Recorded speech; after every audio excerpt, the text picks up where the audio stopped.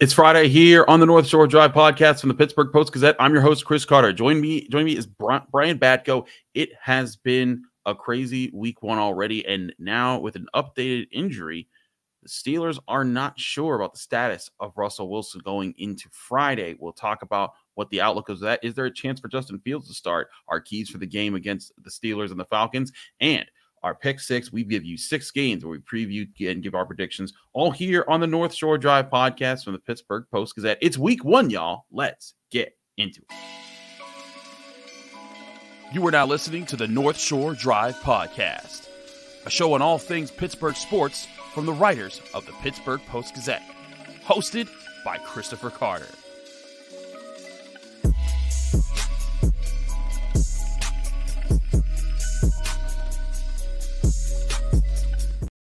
Hello and welcome to the North Shore Drive podcast from the Pittsburgh Post-Gazette. I'm your host, Chris Carter, joined today by Brian Batko, one of our great Steelers beat writers here at the Post-Gazette. And as always, you can find the show on your favorite podcasting apps and on YouTube. Like this video if you enjoy it. Subscribe to this channel to get all of our Monday, Wednesday, Friday episodes of the North Shore Drive podcast, including our daily content that comes out from all of our sports writers here at the Post-Gazette, including Chip Tandon Football, hosted by Brian Batko every Tuesday. So we have a lot to break down in this episode, leading off with leading off with where the Steelers are quarterback wise. Russell Wilson was a limited participant in the Steelers Thursday practice. Mike Tomlin indicated it's the same calf injury. It's the same calf that he injured before training camp that held him out for weeks at a time. And now all eyes are turning to the Friday practice to see, is there going to be any indication of if he'll be good to go or if Justin Fields will end up being the day one starter for the Steelers anyways. How you doing, Chris? I'm doing great, Brian. You like my Waffle House shirt? Since the Steelers I love your Waffle House shirt. I complimented it to you when you first logged on and we were getting set up for this. I'm like, a Waffle House shirt. You must be a big Type 1 Underwood fan. No, just, the birthplace of Waffle House down there in the A. So what do they do? In the A.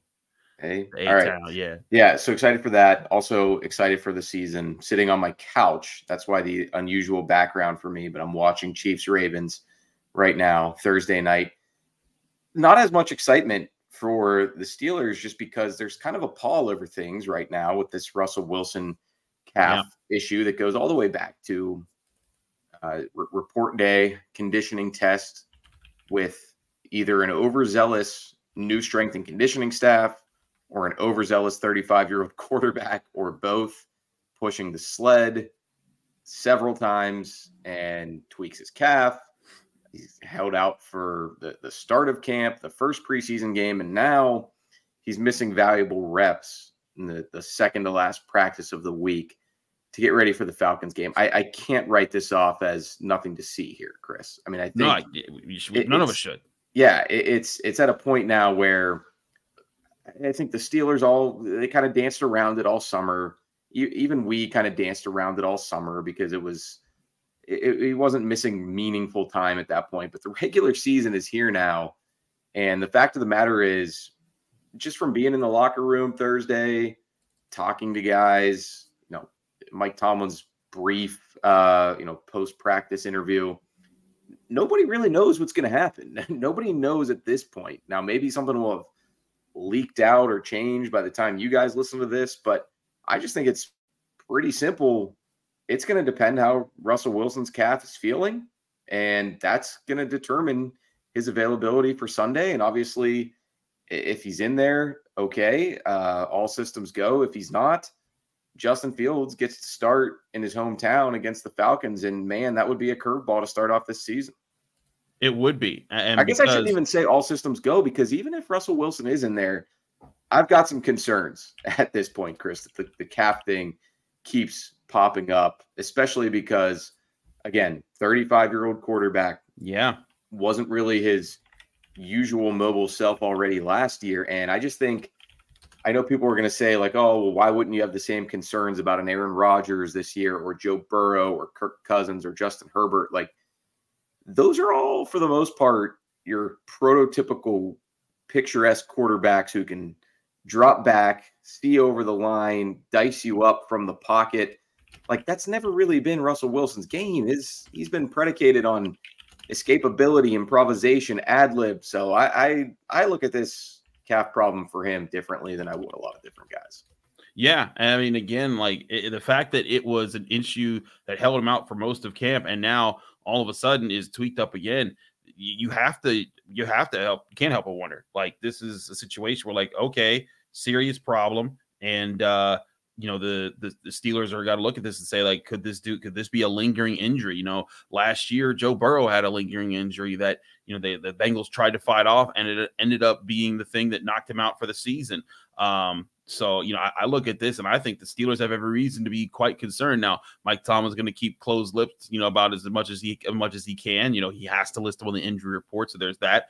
But Brian, I think a big part of this is, I know that the Steelers feel confident about Russell Wilson and his ability to quickly adjust and understand the offense and just execute on game day. But I have to think they're going to want him to at least be available to fully do walkthroughs so that they don't have to guess if Justin Fields needs to be ready for Sunday. Am I correct there? Or do you think this could still just come down to game time? Hey, Russ, how you doing? All right, Justin, get in there. No, I mean, Connor Hayward was kind of saying that after practice today. He talked to our Ray Fittipaldo about that and was sort of like, look, I'm not even going to say if Russ is healthy because we're not quite at that point. And obviously nobody's trying to speak out of turn on what's a pretty delicate issue at the moment. But he did raise, sometimes, as he put it, maybe this is a nod to his new offensive coordinator, Arthur Smith. He's like, sometimes Coach Tomlin likes to FedEx guys to the season to the game, as in, Cam Hayward or TJ Watt, like basically keep them healthy. They don't need to go out there and practice all week. We know what they can do. They'll be fine. I just don't think this is the same thing. He was so limited in the preseason. 5 series in that second game once he got over the calf to some extent. And it was, they were quick series because nothing doing. He was getting hit a lot, getting sacked, couldn't show much, and then in Detroit, it was all good, but it was still just 5 snaps. So, I mean, there were 2 sides of that coin from the get-go. You were happy to see the offense moving the ball, but you didn't really get that extended analysis of Russell Wilson that you were hoping for. So I don't know that I'd put him in that camp of the vets who you don't need to see a lot from them to ensure that they're good to go. Plus, it's week 1. I mean, that probably goes more for just about anybody, regardless of the quarterback who's new to the team. So, yeah, I mean, I just can't in good conscience buy it when, they say things like we're just taking precautions and we're just being careful and safe that a minor thing doesn't become a major thing. I mean, at this point, like, it's clearly more than just a minor thing. You're clearly worried about some risk of re-injury, or yes, we know how the lower body can start with a calf and become something worse than that. So yeah, I mean, it wouldn't surprise me, Chris, if they've been more concerned about this than they've let on, really, from the time that it happened, even through ramping him back up in practice and in preseason games. No, yeah, that's the thing, man. I'm not sure how this is going to go, because as much as they can tell me that they're confident in him and all this is going to work out, this is a brand new offense. Everyone's trying to get going. And here's the thing. On top of that, this is also about Justin Fields, right? Like, I know that they say they have confidence in him, but this is going to be a guy getting his first start with the new team.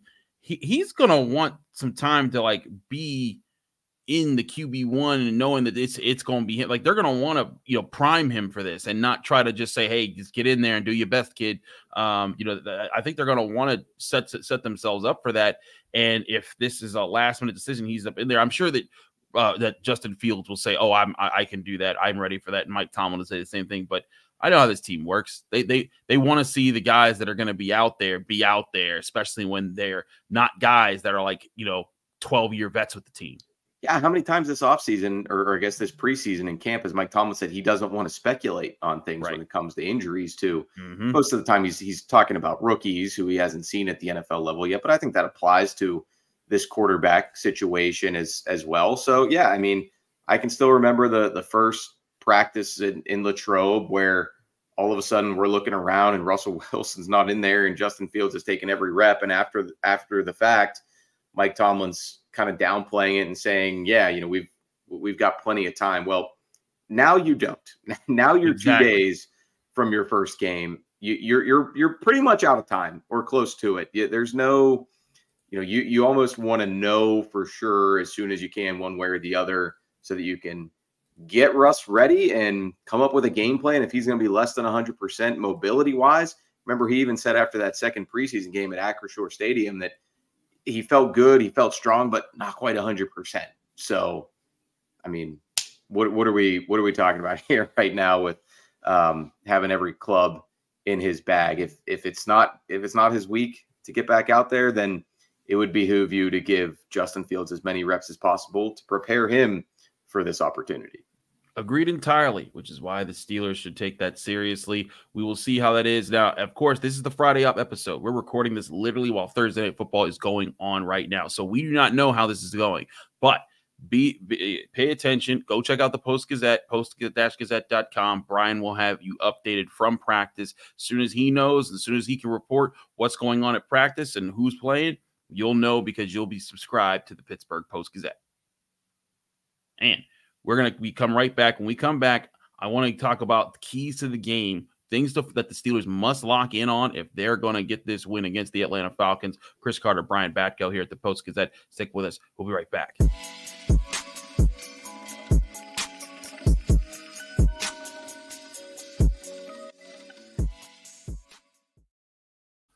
Welcome back to the North Shore Drive podcast with the Pittsburgh Post-Gazette. Chris Carter, Brian Batko here on a Friday, getting you ready. While everything's going around Russell Wilson, let's take away the quarterback consideration as far as what they have to do because we don't know exactly who that's going to be. Brian, what are some of the things you feel like the Steelers have to prioritize getting right on game day, regardless of who's at quarterback? Let's start with the Steelers offense because this goes hand in hand with what we discussed at length in the first segment. It also, if it's a Russell Wilson who can't move as well as he'd want to, you're probably not going to be afforded a ton of time behind an offensive line starting one rookie at center, one guy who might as well be a rookie at left guard and Spencer Anderson, a second-year guy in Broderick Jones who, didn't start all of last season, came in midway through and had some struggles this preseason at right tackle, which I would say is not his natural position. So there are issues over there too, and that's not even getting into the quality of player that you think Dan Moore is at left tackle. Your mileage may vary there. So I think how this young kind of reshaped offensive line, particularly the interior with a couple of unknown commodities, can deal with the Falcons' pressure is going to be huge, regardless of who's under center. You and I and Ray were talking about this walking out of practice Thursday. Grady Jarrett is not what he once was, but he's still got some nifty moves, and he's probably going to be doing some stuff that Zach Frazier and Spencer Anderson have never seen before live firsthand. So that's one I'm looking at. Matthew Judon probably going to be on that left side, rushing at Broderick Jones. How does he deal with the wily vet who was kind of a late in the game pickup for the Falcons this offseason? And then beyond that, if they do give their quarterback time, George Pickens, is he shadowed by A.J. Terrell, got a big extension from the Falcons for his ability to be a lockdown corner. That's another matchup I'm watching on that side of the ball. Absolutely. I think you pointed to me the huge part of the game is the offensive line. I actually asked Arthur Smith, what do you do to protect this offensive line? Because, and like you said, the Falcons don't have the most terrifying defensive front, but they got experienced guys, and they're going up against largely inexperienced guys. You got Spencer Anderson, like you said, making his first start, Zach Frazier making his first start, Broderick Jones, hasn't played too well. So Dan Moore Jr. and James Daniels are really kind of the leading factors in your offensive line right now. So you're thinking, okay, how do you help that offensive line not get exposed in this game or make it easier on them? Well, Arthur Smith wouldn't get into it. He did acknowledge there are things that we got to do to try to lean on other things and make it simpler on them. And I think some of that, is going to require the tight ends helping out in the blocking game, getting some heavy tight end formations, getting some quick passes, getting plays that put less pressure on the offensive line to have to be the most dominant force on the field for the offense to move the ball. And getting that done when you're unsure about your quarterback situation, doesn't make that any easier. It's why I do think this is going to be an interesting challenge for the Steelers offense to get things going on Sunday. Plus, they've got a couple ball hawking safeties now who've been around the block many times, and Jesse Bates and Justin Simmons. So I'm just thinking if Justin Fields or Russell Wilson's trying to air out that deep ball down the sideline to George Pickens, you better be wary of the guy coming over in the post and trying to make a play on the ball. So that's interesting to me as well. But there are a lot of headaches to deal with on the Falcons offense too for this Steelers defense. I guess you could look at it as, a big guy like Drake London on the outside. At least you've got Joey Porter Jr. to match him if you want to.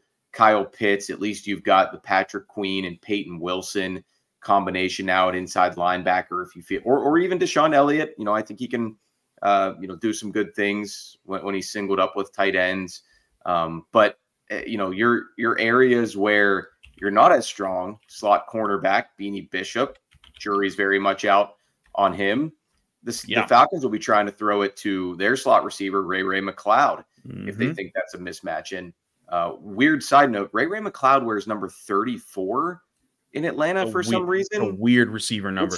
What's going on there? I don't know, but he obviously, he had a couple-year apprenticeship under Kyle Shanahan with the Niners. So we'll see if he's any more dangerous as a receiving option for the Falcons than he was when he was here in Pittsburgh. But yeah, it's going to be interesting to see how the Steelers deal with those weapons that Atlanta brings to the table. And then also, of course, Bijan Robinson, who a lot of people think is primed for a huge year two. I think Arthur Smith maybe gets a little too much pushback or blowback from Falcons fans for not feeding him the rock enough. I mean, he still had a ton of touches and was very productive last year as a rookie. Agreed. And I think limiting him is going to be a big part of this, because I look at the two times the Steelers have played Kirk Cousins. In both instances, they've gotten 2 interceptions out of him, but they won one game and lost the other. Why? Against the Washington Commanders. Well, I guess they were a different team name back then, but against Washington, many years ago when they played them, they dominated the run game, forced him to be one-dimensional, made him more predictable. But a few years ago when they played him when he was with the Vikings, they didn't make him predictable. Dalvin Cook ran for over 200 yards on them. And so that's the holes that night, Chris, were huge. Were this big. It was insane. It was insane. I remember that game. And I remember watching they can't stop anything on the ground. They have to be able to do that, especially with all the investments they've made on this defense. You stop the run, I think you set yourself up with a really good chance to be a turnover creator in this game. And on the flip side, win the turnover battle. Don't give over your turnovers, create turnovers. That's the Steelers' key. I think that they need to lock in on it, make sure that happens. They're going to put themselves in a really good spot in this game. Yeah, always is. And, there's going to be a lot of, uncertainty on both sides because of the new offense coming in for the Steelers, new head coach, and new just about everything for the Falcons, from coordinators on down to the quarterback in Cousins. So, yeah, I mean, I think, if Cam Hayward, fresh off this contract extension, is looking like 2022 and earlier, Cam collapsing the pocket, making Kirk Cousins uncomfortable, that's going to go a long way toward, making this some tough sledding for the Falcons. And, the other edge that I think the Steelers will have in this one, Chris, this game's being played in Atlanta at Mercedes-Benz Stadium, but I'd be shocked if it's any sort of home field advantage for the Dirty Birds, because I think knowing how this usually works, Steelers fans are probably going to take over that building. And if anything, they might have the advantage when it comes to the crowd noise and just the overall vibe and momentum in that building. Absolutely.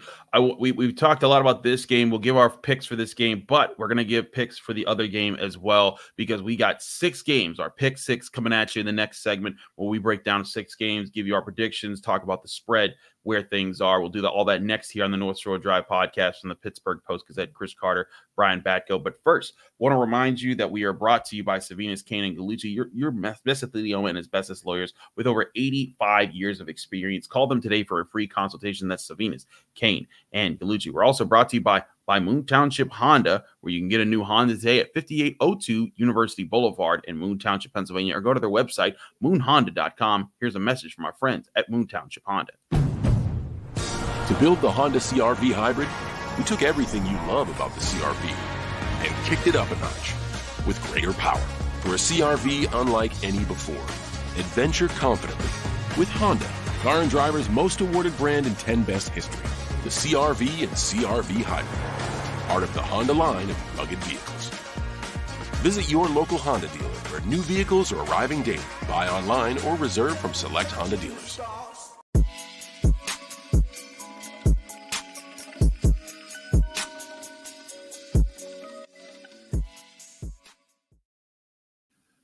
Back here on the North Shore Drive podcast from the Pittsburgh Post-Gazette, Chris Carter, Brian Batko. Brian, we now go to our pick six. Each week, we're going to give you 6 games where we give you a previewed look. We look at the spread. So let's go to those 6 games this week. We're going to start off with the Friday night football game because there's not just the Thursday night game where the Chiefs took on the Ravens, which, by the way, is happening right now, which is why we're not talking about the results of that game. But we flip to Friday where in Brazil, the Packers will be taking on the Eagles. The Eagles are 2.5-point favorites in this game. Brian, who do you like and why are you favoring that side? I'm going to go Eagles in this one, Chris. I don't know. Maybe I'm the last holdout. I'm not totally in on the Jordan Love hype. A lot of people are billing him as, a potential MVP candidate. The Packers as a Super Bowl contender. Our Post-Gazette staff predictions are going to be out maybe by the time you're listening to this. I actually don't even have the Packers making the playoffs out of the NFC North. So, yeah, I don't know. I worry about the playmakers there. It's Josh Jacobs. Is he the guy who led the league in rushing a couple years ago, or is he kind of washed at this point? I think the Eagles still have a star-studded roster, so I'll take Philly in that one.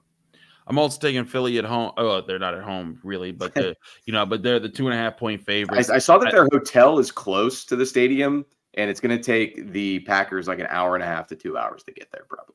That's nuts. There's your home field advantage. But I do think that the Eagles have an advantage here. I think they're more structured of a team, but they have a lot to prove too. They got rid of both their coordinators after last season. Nick Sirianni, there's pressure on him to deliver as a head coach this year. But still, I don't love the Jalen Hurts vibes right now either. But we'll see. We'll see what happens. But like you, I'm not 100% sold on the Packers and Jordan Love just yet. I need to see a little bit more from those guys. But let's move on to another game. The Jaguars at the Dolphins. This is two quarterbacks that people have pitted against each other because they both got paid.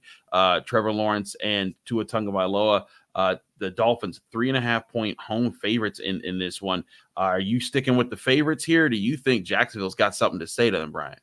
I'm sticking with the favorites. I just get the feeling that Doug Peterson's lost the juice down there in Duval. I can't shake that opportunity that they had last year to make the playoffs and kick the Steelers to the curb. Completely crumbled. And they served up an interception to Terrell Edmonds, of all people. So I'm kind of out on the Jags until there's some major changes in that regime. But the Dolphins, I'm also a big Mike McDaniel believer. I don't know if they're going to be a playoff team in the AFC this year, but I'll take Miami to win week 1 at home. I'm with you. I think Miami. I think that they're just a better team right now. I think they got the better weapons to work with Tua, and I think that they'll find a way to this. If this gets into boat race territory, it comes who could score the fastest. I'll take the Dolphins, and this is also their time of the year when they like to shine, when it's hot, sunny, and in Miami. So I go with there. We go to an AFC South showdown where the Texans visit the Colts in Indianapolis. We got a Travis Kelce catch. We got a Travis Kelce catch up here. Taylor Swift looking really good tonight. See how did we were just trying to do a Taylor Swift-less football podcast, and here you go ruining it for all our viewers and listeners. Great job, Brian. Great job. I'm loving the fit. All right, let's go. What's the next game? Next game is Texans at Colts. The Texans are 2.5-point favorites on the road. I'm rolling with the Texans, and give me the points. I don't care. I think CJ Stroud and that team are in for a really big year. I am too. I'm with you. I'm kind of in on the Texans. I'm kind of in on the Colts too. I think they're a good team. Yeah. I think Shane Steichen's really good at what he does as their head coach and the mastermind of that offense. So I think they find a way to maybe get into the postseason out of the AFC this year. It won't be easy, but in this game, at least, I think Houston's a team on a mission this year, and they're going to be throwing the ball all around the yard at Lucas Oil Stadium. So I'll take them to win this one on the road as well. Agreed. We're both there. We have no differences yet. We're in lockstep so far. Let's see if that changes with this next pick. We go to our first divisional game that we'll talk about. Our only divisional team we're talking about. That's the Cowboys at the Browns. The Browns are 2.5-point favorites at home. The Cowboys coming into town. CeeDee Lamb, his deal's signed. They're I'm pretty sure that he's going to be available for this game. But no Nick Chubb yet for the Browns. They've got Jerome Ford back there in the backfield. Brian, are the Browns winning and taking it favorite to home, or do you got the Cowboys playing upset here?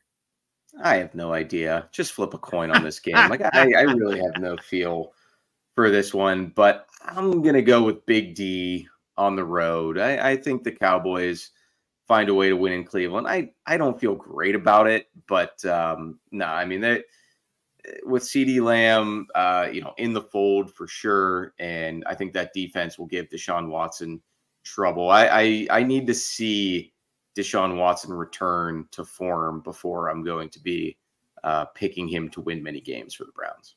No, I'm right with you here. I think the Browns, I think they are fortunate what happened with them last year. I'm not so sure that what they've been doing is sustainable. I'm eager to see how they play this year, but I think that the Cowboys are in a really good spot right now to come out the gate strong. Now, this one's going to be an interesting game simply for the big names that are involved. The reigning NFC champs are at home. They're playing the New York Jets, where Aaron Rodgers is going to get his next attempt to try to not be done after the first play of the season, which happened to him last year. But the Niners are 4.5-point favorites. And Brian, if you made this 8.5-point favorites, I'd still take the Niners with that spread. I think they're going to mollywop the Jets. I think the Jets are frauds. For anyone who thinks that they're like Super Bowl contenders, I don't buy it. Give me the Niners by a whole bunch. I'm taking the Jets. What? Straight up. On the road, Aaron Rodgers is, well, I don't know if he's going to be elite again all season, but I think in this game, he's a grudge holder. We all know the Niners could have taken him and had a great hometown story. I think he's gonna let it all hang out in this one. Garrett Wilson, big game as well. Breece Hall, if he finds any running room at all, he's gone. So yeah, I'm springing the upset in this one for the Jets. Okay. Jets. And I actually think they're gonna win their division. I think Robert Saleh is gonna be coach of the year. Okay. Wow. That's a hot take right there from Mr. Brian Batko. But yeah, I'm sorry. Aaron Rodgers has had several chances to prove to me that he's got some sort of ire against the Niners, and they always destroy him in the playoffs. Put it this way. I think he's going to do it in a different environment now, but I think that the Jets are either going to do what I'm predicting them to do and win the AFC East, make the playoffs, have a great year, or they're going to completely flop. I feel like there's no in between. I don't think there's no in between either. Just believe it. Like, they're not pulling the Mike Tomlin 9-8. They're either 4-12 or 5-12 or 12-5. That's there's no in between. They're gonna do that. All right, now for the big game at the end, which is the Steelers game. Steelers at the Falcons, 1 p.m. kickoff Sunday. The Falcons 3.5-point favorites at this point. Brian, before you give us your final score, give us your turning point of the game, the big thing that flips it in the favor of the team that you think will win, and then give us your final score. I think on the very field where he had an immature outburst a couple years ago as a rookie, and you saw the first signs of the drama that comes with all the talent, George Pickens makes a huge play, whether it's a field flipping catch down the sideline or a touchdown where he outraces everybody to the end zone. I think that will be the turning point.